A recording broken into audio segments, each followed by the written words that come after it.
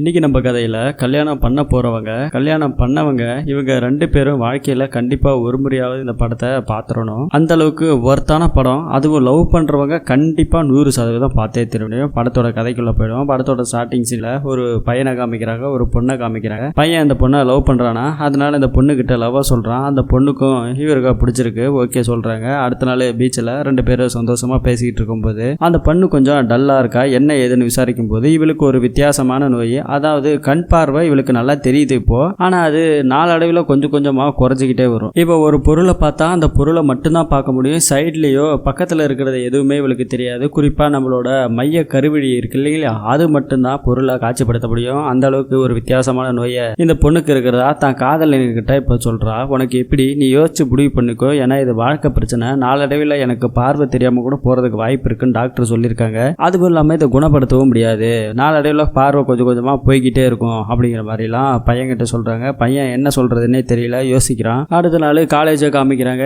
நம்ம பொண்ணும் பையனும் ஒரே காலேஜில் தான் படிக்கிறாங்க. பையனுக்கோட ஆன்சருக்காக காத்துக்கிட்டு இருக்காங்க. என்ன சொல்லுவான்னு தெரியல. சில இடத்துல தேடி பார்க்குறாங்க, அந்த பையன் கிடைக்கல. இப்போ வீட்டுக்கு போயிட்டு இருக்கும்போது ஒரு கிளாஸ் ரூம்ல தனியாக உட்காந்துருக்கான். கூப்பிடுறான். அந்த பொண்ணு வரா. இவனோட நெஞ்சில் பச்சை குத்தி வந்திருக்கான். இந்த பொண்ணு பேரு தேவி. அதையும் அந்த பொண்ணு பார்த்துட்டு ரொம்ப சந்தோஷப்படுறாங்க. இவங்களோட காதல அடுத்த கட்ட லெவலுக்கு போறாங்க. பீச்சு பார்க்குன்னு எல்லாம் சுத்துறாங்க. காலேஜை முடிக்கிறாங்க. வேலைக்கெல்லாம் போறாங்க. 2 பேரும் வாழ்க்கையில ஓரளவுக்கு அப்படியே நார்மலா மிடில் கிளாஸ் ஃபேமிலியா ரன் பண்ணிக்கிட்டு இருக்காங்க. அடுத்த கட்டமே இவங்களுக்கு கல்யாணமா, தாம்பத்திய உறவுகள், மற்ற விஷயம் எல்லாமே ரொம்ப சந்தோஷமா போகுது. சின்ன சின்ன ஆசை, சின்ன சின்ன சந்தோஷம், ஒரு பைக் வாங்குறது அப்படின்னு அழகான பைக்ல டிராவலிங் இப்படின்னு வாழ்க்கை ரொம்ப சந்தோஷமா போகுது. அப்பதான் நம்ம பொண்ணு திடீர்னு கன்சீவ் ஆகுறா. ஒரு பக்கம் இவளுக்கு ரொம்ப சந்தோஷம், ஆனா இன்னொரு பக்கம் பயம். ஏன்னா தனக்கு இருக்கிற இந்த பார்வை பிரச்சனை பிறக்க போற குழந்தைக்கு இருக்குமான்னு சொல்லிட்டு டாக்டரை கன்சல்ட் பண்றாங்க.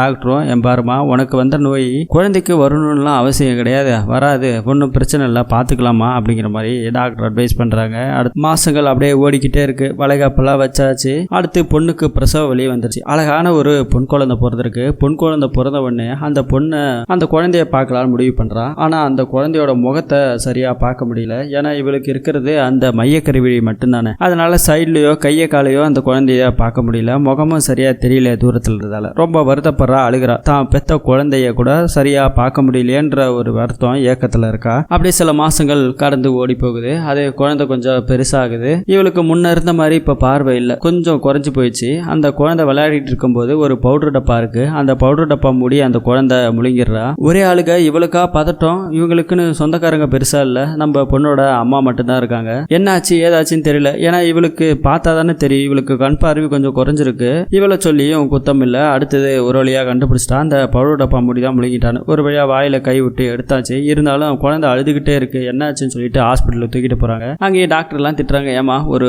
குழந்தை பவுடர் டப்பா மூடி முழுங்குற வரைக்கும் பார்த்துட்டு இருப்பீங்க, என்ன குழந்தை பார்க்குறீங்கன்னு சொல்லி சில திட்டுகளாம் விழுது. ஒன்றும் பிரச்சனை இல்லை. குழந்தை மூடி வாயில போனதால அதை வெளியே எடுக்கும்போது நகை கீரல தான், அதெல்லாம் ஒன்றும் பிரச்சனை இல்லை, சரியாயிடும் அப்படிங்கிற மாதிரி சொல்றாங்க. அடுத்த நைட்டு பொண்டாட்டிக்காரி கொஞ்சம் வருத்தத்தில் இருக்கா. நம்மளால குழந்தைய கூட சரியா பார்த்துக்க முடியலன்னா, அதே சமயம் நம்ம வீட்டுக்காரரு நம்ம பொண்டாட்டிக்கு அட்வைஸ் பண்றா. சரிம்மா வீடு பார்த்துக்கலாம், இது ஒன்றும் புதுசு இல்லை, குழந்தைங்கன்னா அந்த மாதிரி பொருள் எல்லாம் எடுத்து வாயில தான் வைக்கும், அதெல்லாம் கொஞ்சம் பார்த்துக்கமா, ஒன்றும் பிரச்சனை இல்லை அப்படி கொஞ்சம் பொண்டாட்டிக்கு ஆறுதலா பேசுறாரு. அப்படியே ஒரு 5 வருஷம் அப்படியே போகுது. முன்ன மாதிரி இல்லை. இப்போ ஹீரோயின் தேவிக்கு ரொம்ப கண் பார்வை குறைச்சி போச்சு. ஒரு புள்ளி அளவுக்கு கொஞ்சம் தெரியுதுன்னு வச்சுக்கோங்க. குழந்தை குளிப்பாட்டும் போது கூட சரியா அவளால் குளிப்பாட்ட முடியல. அதே சமயம் நம்ம ஹீரோக்கு இப்போ ஒரு ஃபோன் கால் வருது. தூரத்து ஃப்ரெண்டு ரொம்ப நாள் கழிச்சு ஒரு ஃபோன் பண்ணியிருக்கான். பேசிக்கிட்டு இருக்காங்க. குழந்தைக்கு டைம் ஆச்சு, ஸ்கூலுக்கு அவசரமா கிளப்புறாங்க. ஆனா அவளாலையும் கொஞ்சம் சீக்கிரமா கிளப்ப முடியல. ஏன்னா கண் பார்வை கொஞ்சம் போயிடுச்சு இல்லையா. எந்த வேலையுமே டக்குன்னு செய்ய முடியாது. பொறுமையாக தான் யோசிச்சு நிதானமாக தான் பார்க்க முடியும். குழந்தைக்கு ட்ரெஸ் மாட்டுறதுலேருந்து சாப்பாடு கட்டி ஸ்கூலுக்கு அனுப்பிவிடணும். வேன்காரன் ரொம்ப நேரமாக வெளியே நின்று ஆர்ன் அடிச்சிட்டு இருக்கான். வேன்காரன் பயங்கரமாக திட்டுறான். டெய்லி உங்களோட ரோதனையாக போச்சுமா, இனிமேல் கொஞ்சம் சீக்கிரமாக கிளம்பி வந்து விடுற மாதிரினா விடுங்க, இல்லைன்னா இந்த மாதிரி வேலையெல்லாம் வச்சுக்காதீங்க அப்படின்னு சொல்லி வேன்காரன் திட்டு போகிறான். பொண்டாட்டி அழுதுகிட்டே வரா. நம்ம பையனும் என்னாச்சு ஏதாச்சும் சொல்லி கேட்கும்போது, வீட்டில் இருக்கிறதே கொஞ்ச நேரம் தான், எனக்கு ஏதாவது ஹெல்ப் பண்ணிங்கன்னா நல்லாயிருக்கும், நானே எல்லா வேலையும் எப்படி செய்ய முடியும், என்னோட நிலைமையை கொஞ்சம் புரிஞ்சுக்குங்களேன் அப்படிங்கிற மாதிரி எல்லாம் பையன்கிட்ட சொல்லும்போது, சாரிடி கொஞ்சம் ரொம்ப நாள் கழிச்சு ஃப்ரெண்டு ஃபோன் பண்ணிட்டான், அதனால தான் தப்பா எடுத்துக்காத அப்படிங்கிற மாதிரி சொல்லி இவர் ஆஃபீஸ் கிளம்புறாரு. நம்ம ஹீரோயின் தேவி வீட்டில் தான் இருக்காங்க. வீட்டு வேலையெல்லாம் பார்த்து இப்போ நம்ம பொண்ணு ஸ்கூல் படிக்கிற ஸ்கூலுக்கு போகிறாங்க. அங்கேயே மார்க் ஷீட்டில் கையெழுத்து போடணும். ஆனால் இவளுக்கு சரியாக கண் பார்வை சென்டரில் மட்டும் தான் தெரியும். அதையும் அப்படியே நிறுத்தி நிதானமாக தான் கையெழுத்து போடுறாங்க. இன்னைக்கு ஏதோ ஃபங்க்ஷனுக்கு போகணுமா, சீக்கிரமா வான்னு சொல்லி நம்ம வீட்டுக்காரர்கிட்ட ஃபோன் பண்ணி சொல்கிறாங்க. சரிம்மா நானும் வரேன், பாப்பாவை மட்டும் பக்கத்து வீட்டில் விட்டுருவோம் அப்படின்னு சொல்கிறாங்க. ஏன்னா பாப்பா வரல அப்படிங்கிற மாதிரி பக்கத்து வீட்டில் விட்டுட்டு அவளும் ஜாலியாக விளையாடி இருக்கா. அங்கிருந்து நம்ம ஹீரோவும் ஹீரோயின் 2 பேருமே வராங்க. கிஃப்ட் எல்லாம் வாங்கியாச்சு. ஏதோ ஃபங்க்ஷன் கல்யாணம் போல அங்க கேபுக்காக வெயிட் பண்ணிக்கிட்டாங்க. அப்ப நம்ம ஹீரோ என்ன பண்றான், நம்ம தேவி கிட்ட நம்ம பாப்பா பக்கத்து வீட்டுல விட்டோம் இல்லையா, அங்க இருக்கிற பசங்களோட ரொம்ப சந்தோஷமா விளையாடிட்டு இருக்கா. அவளுக்குன்னு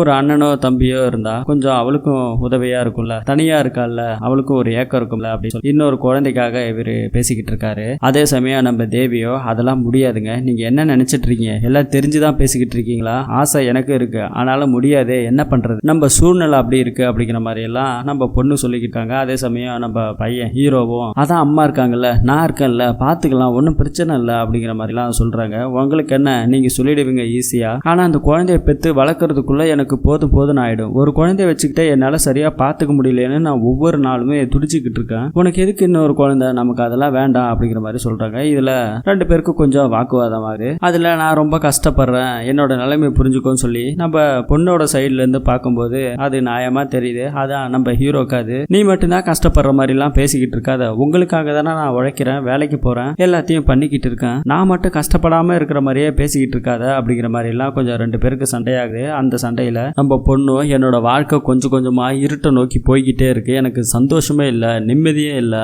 நான் நரக வாழ்க்கையை வாழ்ந்துகிட்டு இருக்கேன் அப்படிங்கிற மாதிரிலாம் பயங்கரமான சண்டை போடுறாங்க. இப்போ நம்ம ஹீரோ சண்டை பயங்கரமா ஆச்சு, நம்ம ஃபங்க்ஷனுக்கும் போல ஒன்றும் போல கிளம்பலாவா அப்படிங்கிற மாதிரி எல்லாம் நம்ம ஹீரோ பொண்ணை கூப்பிடுறாங்க. ஆனால் நம்ம பொண்ணு அந்த ஃபங்க்ஷனுக்கு போய் ஆகணும், நான் மேக்கப்லாம் போட்டு வந்திருக்கேன், கஷ்டப்பட்டு இது போகிறதுக்கு நான் எவ்வளோ கஷ்டப்பட்டேன்னு எனக்கு தான் தெரியும், அது கிஃப்ட் எல்லாம் வாங்கியாச்சு, நம்ம போவோம் அப்படிங்கிற மாதிரி சொல்கிறாங்க. ஆனால் நம்ம பையன் இப்போ நான் வீட்டுக்கு போகிறேன் வரியா இல்லையான்னு சொல்லி கேட்குறாங்க. நம்ம பொண்ணு வரலன்னு சொல்கிறாங்க. அங்கேருந்து நம்ம ஹீரோவை விட்டுட்டு போகிறாரு. பொண்ணுக்கு கொஞ்சோண்டு பார்வை தான் இருக்குது, அவள் பயங்கரமாக அழுகிறா. காதலுக்கு முன்னாடி என்னைக்கு நான் உன்னை விட்டுட்டு போக மாட்டேன்னு சொன்ன நம்ம பையன் இன்னைக்கு விட்டுட்டு போயிட்டான், ரோட்டில் நின்று அழுதுகிட்டு இருக்கா. காதல் பண்ணும்போது எந்த சூழ்நிலையும் உன்னை விட்டுட்டு போக மாட்டேன்னு சொன்ன நம்ம பையன் இன்னைக்கு விட்டுட்டு போயிட்டான், அதை நினைச்சு பயங்கரமா அழுகிறா. இப்போ போன நம்ம பையன் திரும்ப வரான், சாரிடி ஏதோ கோவத்துல பண்ணிட்டேன் போயிட்டேன், சரி வா போலாம் ஃபங்க்ஷனுக்கு போலாம் சொல்லி திரும்ப சமாதானப்படுத்தி கூப்பிடுறான். குடும்பம்னா 1000 சண்டை வரதான் செய்யும், அதுக்காக என்ன பண்றது, ஏதோ கோவத்துல பேசிட்டேன் தப்பா எடுத்துக்கிற மாதிரிலாம் சொல்லி சமாதானப்படுத்துறாங்க. பொண்ணு பயங்கரமா அழுதுகிட்டே இருக்கா. அழுகாதடி சொல்லி நம்ம ஹீரோவும் சொல்றாரு, நான் அதுக்காக அழுகல,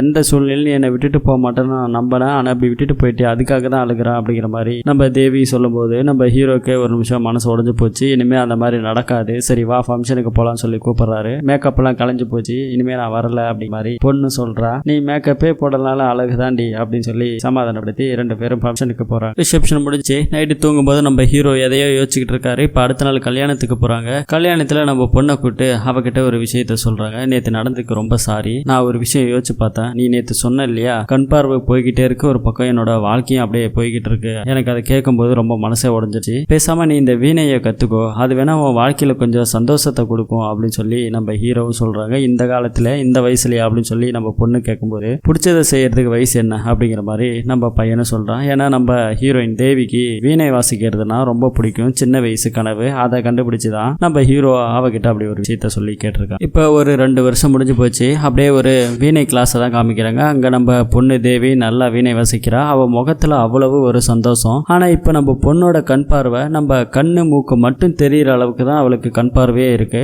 ஆனா அவ முகத்துல சந்தோஷம் ரொம்ப அதிகமா இருக்கு. அதை பார்த்து நம்ம ஹீரோவும் ரொம்ப சந்தோஷப்படுறாரு. வாழ்க்கையே வெறுக்கும் போது நமக்கு என்ன பிடிச்சிருக்கோ அதை நம்ம செஞ்சோம்னாலே அதுவே நமக்கு அளவு கடந்த சந்தோஷத்தை கொடுக்கும். அப்படியே இந்த கதையை இங்க முடிக்கிறாங்க. இந்த வெப் சீரிஸ் உங்களுக்கு பிடிச்சிருந்தா மறக்காம கீழே கமெண்ட் செக்ஷன்ல சொல்லுங்க. இந்த கதையும் இந்த கதையில வர கதாபாத்திரத்தை பத்தி நீங்க என்ன நினைக்கிறேன்னு சொல்லிடுங்க. வேற ஒரு நல்ல படத்தோட கதையில சந்திப்போம். தேங்க்யூ.